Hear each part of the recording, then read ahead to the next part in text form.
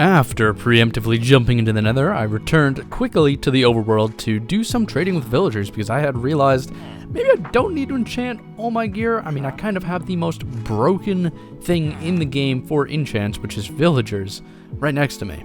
Anyway, I got some incredible enchants, but I passed them all up because I wanted fortune. And you can see here, I really debated on this fortune 1, but not as much as I debated on this fortune 2. You can literally hear the gears grinding in my head. This is the entire duration of time I spent just looking at this. I was like, should I do it? And I decided, of course, that yes, I'm going to do it. I mean, it's really cheap. It's really easy to get. However, I was an emerald short, so I set up another villager to just trade some carrots really quickly to get that last emerald I needed. I know that I could have sat there and continued to shuffle his trades around for a Fortune 3, but I wasn't sure I would get one cheap enough, and I really needed it to be cheap because I just don't have a good way to get emeralds at the moment, so this wound up working out really good, and I got the enchantments I needed to go to the nether. I also got a good Silk Touch pickaxe from just normal enchanting with the few levels that I had. Both pickaxes have efficiency, which is going to be necessary in just a moment, but before that, I wanted to trade with some piglins. Now, oddly enough, I got really lucky and got 2 Ender Pearl trades back to back. Unfortunately, I didn't get any fire resistance, so we'll have to get that later. There was also this super conflicted Hoglin in the background who I just didn't know what he was doing, but I let him do his thing. Now, onto why I needed efficiency. So I actually already traversed a bit of the nether and managed to find another fortress. But I decided to make an easy path there from my portal, as I assumed I would be going back and forth a lot, which I did wind up doing. I also somehow almost went directly through a bastion, which you'll see in just a second here, which I actually didn't even notice until I was building this bridge here, and when I did notice it, I was like, oh, maybe I should do something about that. Or not. But seriously, I did stop at the bastion and did some more trading where I got my first fire resistance potion, which was great timing because not too long after I did find the nether fortress and immediately found a blaze spawner, so it came in super handy. I also went 5 for 5 for blaze rods and then miraculously killed 1 wither skeleton and got a wither skeleton skull. Back in the overworld, I decided to go mining for some more diamonds, but wasn't able to find some. I did, however, find a dripstone cave, which was full of copper, so I took the opportunity to mine just a lot of copper. I also found an amethyst geode in my travels and decided to mine that as well. Of course, after all of that mining, both of my pickaxes were in dire straits, so I decided to trade some more carrots into emeralds and then shuffle through another one of my villagers' trades in order to get mending books. And although they've got a combined IQ of 5, Minecraft villagers still have to be the most overpowered thing in the game.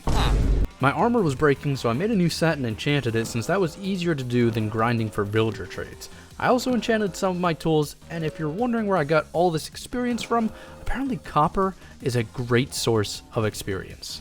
With a saddle and golden horse armor that I got from the nether, I decided to tame a horse and I saw one off in the distance majestically sitting there. I decided he's the one. After plenty of carrot treats, I tamed him and put my saddle and horse armor on and was on my way. And let me tell you, this was no ordinary horse. Not only was he very fast, he had a 4-block jump astonishingly. I sat there in awe as I gazed upon his beautiful mane, wondering what would be a fitting name. If you've got a suggestion, make sure to tell me in the comment section. Next on the agenda, I added another peak to the observatory. And then I cleared out that mound that was blocking the view from the window here.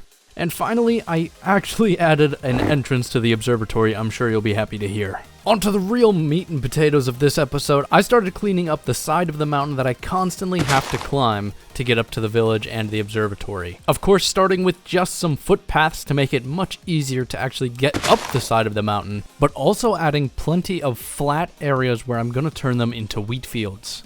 Almost everything I did was spontaneous, and really none of this was planned out, from the random rock pillars that I put in to the wheat fields that I eventually added. Overall, this project started to come out really cool, and I decided I'm going to be sticking to kind of the original shape of the terrain and the village, and working around what the seed has pretty much just given me. I'm probably going to remake every single one of the village houses, not in this episode obviously, but at some point in the future. I'd like to form an actually cohesive village over time where each profession has a fitting house with decorated interiors and an actual use case. For now though, the terrain of the area will be my main focus.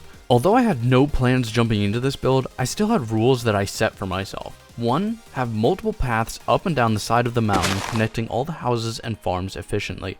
And 2. Make sure the paths are efficient as to not form desire paths, which is when you avoid using purposely crafted paths simply because the path itself is bad by design, causing it to be faster or easier to just cut through other areas. So basically the overarching idea is that I want my builds to actually be useful and not just look pretty. Of course, that won't stop me from adding loads of details once my build is fully functional. That's what I usually do anyways, as you can see right here where I'm just adding foliage to the entire build. But that's actually going to bring us to a close on the building section of this video for the most part, because now we are getting prepared for the next episode where we are going to the end. So, as you can see, I crafted up some brewing stands, started crafting up some potions, made my Eyes of Ender, crafted some arrows, and finally crafted a shield.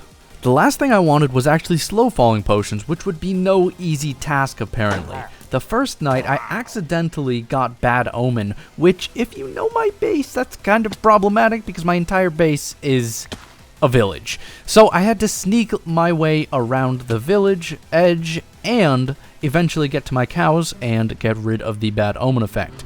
From there on out, it was a little bit easier, but I spent so much time trying to get a single phantom to spawn that I thought I would go insane. So, over the next few nights, I took out my frustrations by collecting the last arrows and gunpowder I would need for this journey that is upcoming.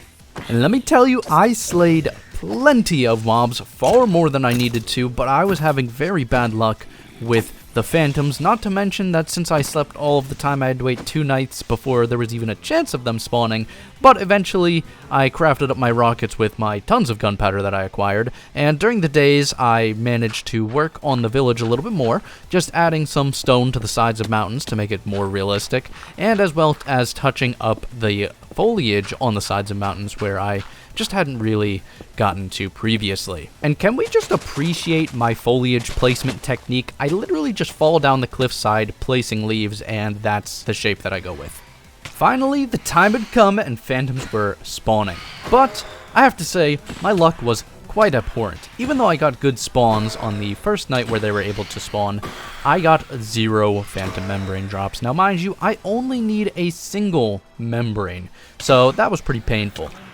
The next night, a large group spawned, and I was lucky enough to actually get some membranes, as you'll see in just a second here. But can we just talk about these things? Honestly, these little sky gremlins really need to be reworked, and I want to apologize because I did honestly vote for them in the mob vote for the year when they were being added. I'm sorry, I just thought they would be a lot cooler than this, and I'm sure a lot of the community agreed with me there, but they wound up being, little sky gremlins, as I said, so I'm sorry, but hopefully they will get reworked in the future. But that basically brings us to a close, because now we have our slow falling potions, and we are prepared to go to the end. Surely an epic battle awaits us, so make sure to tune in next time for the end. That would be my luck, wouldn't it?